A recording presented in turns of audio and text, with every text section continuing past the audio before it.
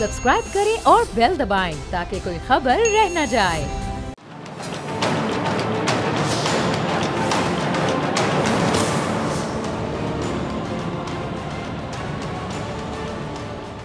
Welcome back नाजरीन। कुछ जो सियासी मामलात हैं उनका ऊँट किस करवट बैठेगा। अभी जो मौजूदा सूरत हाल है उसमें बहुत सी बातें की जा रही हैं कि ये हो सकता है वो हो सकता है। इस पर बात करने के लिए मेरे साथ सीनियर सियासतदान मोहम्मद अली दुरानी साहब मौजूद हैं। दुरानी साहब बहुत शुक्रिया ज्वाइन करने के लिए, वक्त देने के लिए। दुरानी साहब, आपकी सियासत तो आपकी पहचान है ही, लेकिन इसके साथ साथ आपकी एक और पहचान भी है कि आप अक्सर मीडिएटर का किरदार भी अदा करते हैं कि मामलात को हल करवाने के लिए, मुज़ाकरात के लिए। मुज़ाकरात की गूंज हम अरसे दराज से सुन रहे हैं कि जी मुज़ाकरात होने चाहिए हुकूमत के, PTI के, लेकिन मुज़ाकरात का उन किसी करवट नहीं बैठता। अब मामलात आपको कहाँ जाते दिखाई दे रहे हैं? क्योंकि अब तो सुनने में आ रहा है कि बानी चेयरमैन PTI ने कह दिया है कि जी अवाम इलेक्शन की तैयारी करें। बिस्मिल्लाहिर्रहमानिर्रहीम। देखें, इलेक्शन तो अब नागुज़ीर हैं, बल्कि 8 फरवरी से ही नागुज़ीर थे, क्योंकि जिस हालात में इलेक्शन हुए थे और जिस गैर शफाफ अंदाज में इलेक्शन हुए थे, उसके बाद इलेक्शन का होने के बगैर मसला हल नहीं होता। इसलिए इलेक्शन तो अब होने ही होने हैं, लेकिन इलेक्शन से पहले एक काम और होगा, और वो ये है कि मैं रस्ट क्लियरेंस कहता हूँ कि इस वक्त जो फॉर्म 47 की हुकूमत बनी हुई है, इसके बाद 45 की हुकूमत बनेगी और वो आइंदा इंतखाबात के लिए तमाम तैयारियां भी करेगी और तमाम तर जो आईनी और कानूनी तकाजे हैं इम्प्रूवमेंट के इलेक्टोरल सिस्टम में, उनको भी करेगी। और उसके बाद इंशाल्लाह इलेक्शन होंगे और यकीनी तौर पे फेयर एंड फ्री होंगे, जिसके बाद जो इत्मीनान की हुकूमत बनेगी वो इंशाल्लाह पाकिस्तान को एक रोशन मुस्तकबिल भी देगी। अच्छा, ऐसी भी खबरें गर्दिश कर रही हैं कि जैसे कोई टेक्नोक्रेट्स की हुकूमत आ सकती है। आप इस हवाले से क्या खबर रखते हैं? आपको क्या लगता है कि ऐसा कुछ हो सकता है? देखें, टेक्नोक्रेट्स जो होते हैं ना, उनके दिल में तो हर वक्त लड्डू फूट रहे होते हैं कि आज हुकूमत बनी या कल हुकूमत बनी, और वो अपनी टेक्नोक्रेसी का बैज लगा के जो है वो हुकूमत के अंदर वजीर बन जाए। फिर उनकी ये भी ख्वाहिश होती है कि अगर एक दफा बन जाए तो वो जरा लंबी हो जाए, और फिर उनकी ये भी होती है कि उसके बाद जो इलेक्टेड गवर्नमेंट बने उसमें भी वो किसी तरह आ जाए। तो ये तो उनका हक है ख्वाहिश रखने का। तो फिर ख्वाहिश और हक पूरा होता दिखाई देता है या नहीं देता? नहीं, मुझे तो ना अगली बुरी हुकूमत नजर आ रही है और ना ही टेक्नोक्रेट्स की गवर्नमेंट नजर आ रही है। मुझे तो सिर्फ और सिर्फ अवाम की मुंतखब हुकूमत ही नजर आ रही है, और वो बनेगी तो मसला हल होगा, वरना ये जो गैर मुंतखब, चोरी शुदा, डाका शुदा हुकूमतें जो हैं, ये अवाम के ना मसाइल हल कर सकती हैं, ना अवाम के इश्यूज को एड्रेस कर सकती।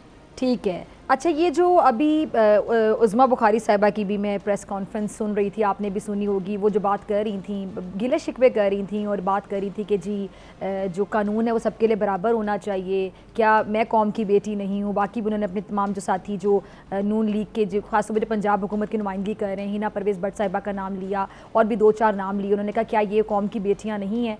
मरियम साहिबा का भी जिक्र किया और वो कंपैरिजन कर रही थी कि एक पार्टी को रिलीफ पे रिलीफ मिल रहा है और उनकी पार्टी जो है उनको अक्सर तनकीद की जद में वो होते हैं। फिर उन्होंने यहाँ तक कोट किया कि जी हमारी दफ़ा कोई नहीं अदालत में आके बैठता और छुट्टियों पे चला जाता है, और आपको पता है उनका इशारा किस तरफ था।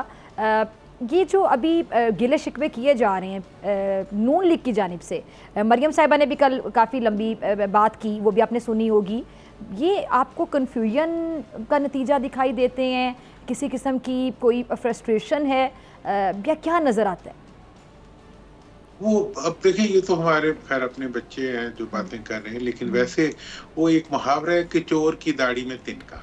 ठीक है, बात इसमें ये है कि इस वक्त आप एक ऐसी हुकूमत पे बैठे हुए हैं जिसका मैंडेट आपको अवाम ने नहीं दिया। उसके बाद आप एक हिजानी कैफियत में, मरकज में भी देखता हूँ कि वुज़रा जो है वो एक हिजानी कैफियत में अदालतों के खिलाफ जो है वो ऐसे बातें कर रहे होते हैं।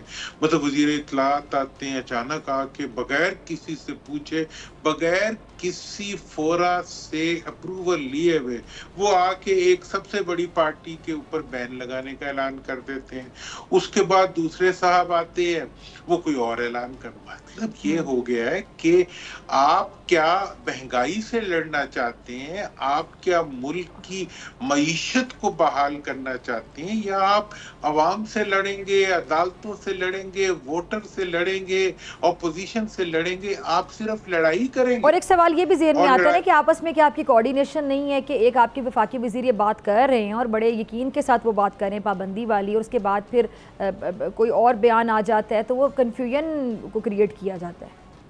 देखे ना, एक एपेक्स कमेटी की मीटिंग होती है, उसके बाद वजीर आजम आके नया ऑपरेशन शुरू करवा देते हैं। हाँ। अगले दिन वो ऑपरेशन वापस होता है तो कोई और वजीर आके कुछ और शुरू कर देते हैं। मुझे लगता ये है कि ये जो एक इलिजिटिमिटी है, इलिजिटिमेसी है इस हुकूमत की, नाजायज होने का जो दबाव है उनके जहनों के ऊपर, उसकी वजह से वो बिल्कुल अपना तवाजुन जो है, हुकूमती तवाजुन, उसको बरकरार नहीं रख पा रहे। अवाम जिस तरीके से शहाना खर्चे हो रहे हैं, GOR की मुरम्मत के ऊपर, घरों की मुरम्मत के ऊपर, गाड़ियों के ऊपर, इनके ऊपर, और अवाम के लिए जो है वो लिपस्टिक है सिर्फ कि जी तुम अगर पहले बीमार हो, वो बीमार होने के बाद जो है तुम्हारा अगर फोन हो, फोन के जरिए हमें मिल गया तो हम तुम्हें एक जहाज के जरिए कहीं ले जाएंगे। तो वो वापस कैसे जाएंगे? घर पे से तो जहाज में ले आओगे तो बेचारे वापस कैसे जाएंगे? कौन घरों में, वहां तो उनको अस्पताल नहीं मिला। और अब आप, मतलब ये है कि ये जो कॉस्मेटिक हो रहा है, कॉस्मेटिक्स के नतीजे में और इश्तिहारात के नतीजे में, मैं तो पहले ही कह रहा हूँ कि एक फिल्म चलाई जा रही है कामयाब हुकूमत की। हुकूमतें फिल्म से नहीं चला करती, हुकूमतें रियलिटी से चला। आज मैं देख रहा था, मतलब ऐसे बोल रहे थे वज़रा जैसे कोई हिजानी कैफियत उन पे तारी। किससे लड़े? अपने बाप से लड़े। अभी अदालतें तो कौम का बाप होती हैं, उन पे एतराज भी करो तब भी वही आप कौम के बाप से मुझे याद आया कि इमरान खान साहब, जब आपको याद है कि जब वो हुकूमत में थे, और अक्सर यही जो मुखालिफिन जो अब हुकूमत में हैं, नून लीग वाले, जो बाकी पीपल्स पार्टी, ये लोग अक्सर तनकीद करते थे, नून लीग वाले ख़ास तौर पे। फिर एक पेज के हवाले से जब बात होती थी, शायद आपको याद हो, तो उस टाइम के जो चीफ़ ऑफ आर्मी स्टाफ थे जनरल बाजवा साहब, उनके बारे में और इनके बारे में जी एक पेज पर हैं। तब खान साहब के ये नज़रियात थे, ख्यालात थे कि आर्मी चीफ़ कौम का बाप होता है, और बड़े अच्छे वो अल्फाज में उनका जिक्र करते थे और कहते थे कि एक पेज पर होना अस्करी क़यादत का और सियासी क़यादत का ये अच्छी बात होती है, मुल्क के लिए बेहतरी होती है। फिर एकदम से उनकी राय चेंज होती है, और अब जितने भी लोग PTI के अकाउंट्स चला रहे हैं सोशल मीडिया पे, दुरानी साहब इस टाइम पर वो कौम का बाप जो कि आर्मी चीफ़ है, बड़ी जो हमारे यहाँ पोस्टें हैं, अगर आप अस्करी क़यादत की बात कर लें, उनकी तस्वीर लगा लगा के, उनके नाम लगा लगा के किस किस तरह के तमस्कुर उड़ाए जा रहे हैं, किस किस तरह की ट्वीट्स की जा रही, किस किस तरह की पोस्ट शेयर की जाती हैं, आपकी नज़रों से भी गुजरती होंगी, और ख़ुद PTI के अकाउंट से भी ऐसी ट्वीट्स की जाती हैं जिस पर इनके अपने भी कुछ लोग तनकीद कर देते हैं, समझबूझ रखने वाले। उसको आप कैसे देखते हैं? क्या ये होना चाहिए या ये सिलसिला रुकना चाहिए? देखें जी, बिल्कुल ये गैर जरूरी सिलसिला है, इसका कोई ताल्लुक नहीं है। देखें, मुकाबला सियासत के मैदान में है, और जाके जंग आप जो है वो अपने दिफाई इदारों से कर रहे हैं। तो ये तो मैंने तो ये पहले ही कहा है कि ये वो लोग हैं जो खुद PTI की दुश्मनी कर रहे हैं और जो खुद PTI के लिए मुश्किलात पैदा कर रहे हैं। और मैं इस वक्त आपको ये बताऊं कि मुल्की इदारे जो हैं, मुल्की फौज, मुल्की इस्टेब्लिशमेंट, वो अवाम के साथ कभी भी टकराव और तनाव पैदा नहीं किया करते। वो हमेशा अवाम के साथ एक अच्छा माहौल पैदा करते हैं, और मैं आइंदा दिनों में देख रहा हूँ कि अब ये टकराव दिन ब दिन कम होता जाएगा और खत्म हो जाएगा। और इसके बाद जो इस वक्त मसला हुकूमत का ये है कि हुकूमत कुछ लोगों को तो खुद इंस्टिगेट करती है कि तुम PTI के अकाउंट्स में से ये सब कुछ कराओ, जिसके नतीजे में जो है वो PTI की और इदारों की आपस में टकराव पैदा हो। और इसके ऊपर पूरा एक मतलब एक मुनज़्ज़म इसकी दुरानी साहब देखिए, कुछ अकाउंट्स तो चले हो सकते हैं, लेकिन बहुत से हमारे सहाफ़ी बिरादरी के लोग भी हैं जो पाकिस्तान से बाहर बैठे हुए हैं, ठंडे ममालिक में, वहाँ बैठ के वो वीलॉग्स करते हैं और धड़ल्ले के साथ ट्वीट्स करते हैं, और उन ट्वीट्स में वो जिस इदारे पे तनकीद करते हैं, वो इदारा आपको पता है कौन सा इदारा है और क्या कुछ हो रहा है।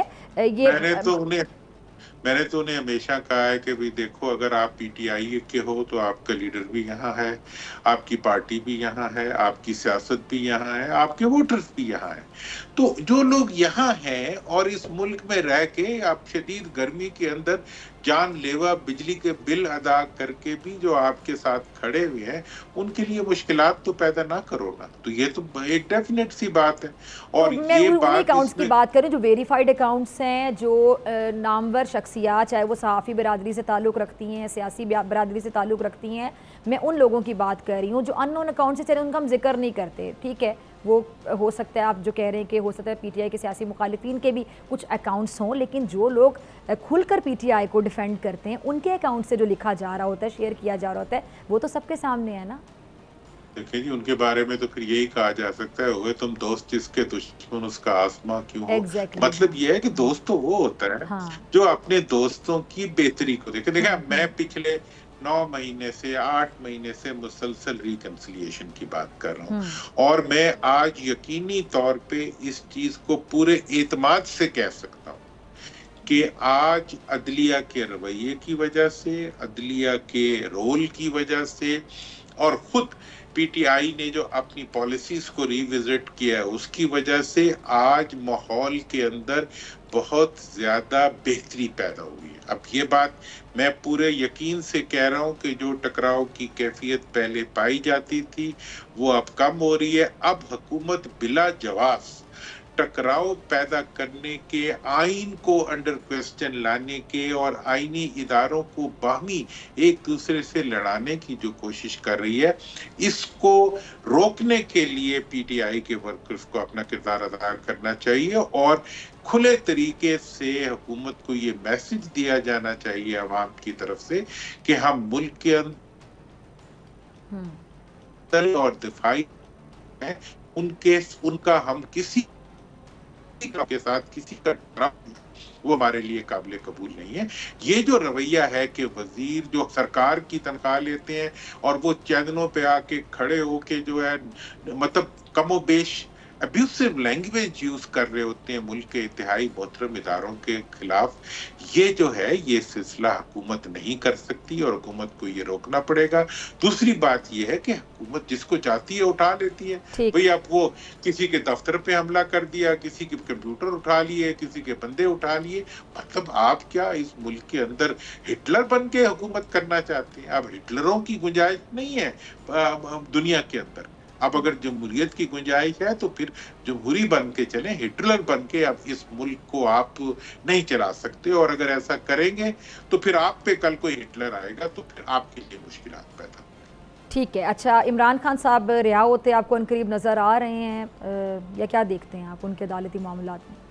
देखें जी, इमरान खान साहब के जो अदालती मामलात हैं वो मुसलसल मेरा ख्याल ये है कि बहुत बेहतरी की तरफ जा रहे हैं, क्योंकि उन पे देखें हुकूमत का ये जुर्म है कि वो 9 मई जैसे वाकयात का के जरिए 9 मई को एक बंदूक बना के वो पूरी ऑपोजिशन को उससे कत्ल करना चाहती है। ये नाजायज बात है। 9 मई के वाकयात की जो नापसंदीदगी है और उसका खिलाफ जो शदीद एक वो पाया जाता है, जज्बात पाए जाते हैं, उसका तकाजा तो ये था कि हुकूमत मजबूत इस्तगासा बनाकर, अब ये समझाने वाली बात है कि मुकदमा बनाना और क्रिमिनल केस का मुकदमा बनाना हुकूमत वक्त की जिम्मेदारी होती है। इन्होंने 1 साल में एक मजबूत मुकदमा ऐसा नहीं बनाया जिस पे किसी को सजा दिलवाई होती।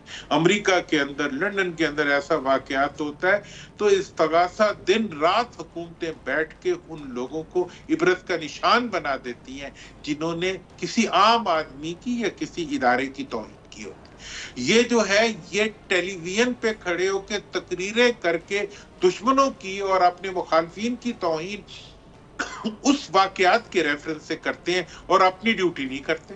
मतलब ये कौन सा तरीका है कि आपने 9 मई के इश्यू को एड्रेस करने के बजाय 9 मई की जो मजलूमीन है वो हमारी फौज है, 9 मई के जो मुद्दई है वो हमारे फौज के इदारे हैं, उनकी मदईयत के बावजूद आप उस मदई के लिए तो कुछ नहीं कर रहे।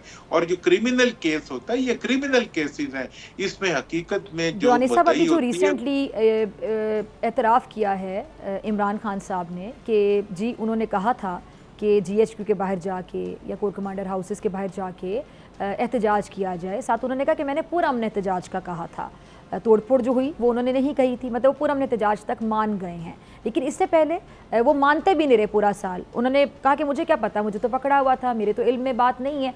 अब जाके वो ये माने हैं, ये इस चीज़ को आप कैसे देखते हैं?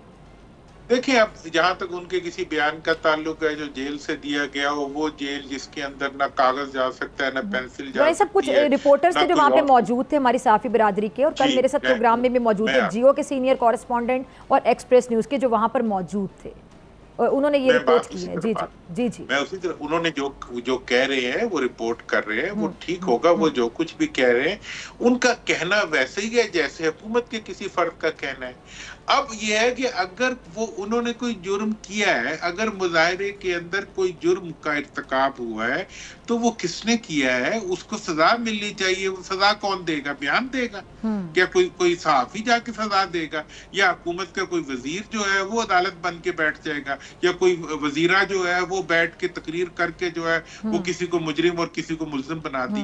भाई नहीं, आप मुजरिम बना सकते किसी को बयान के ऊपर या बयान के जरिए।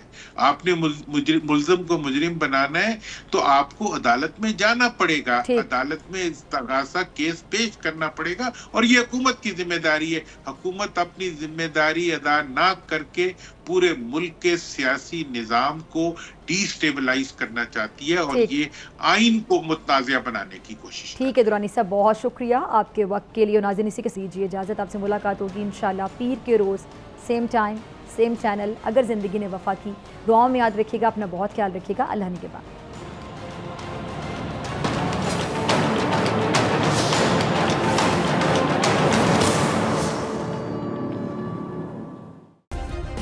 सब्सक्राइब करें और बेल दबाएं ताकि कोई खबर रह न जाए।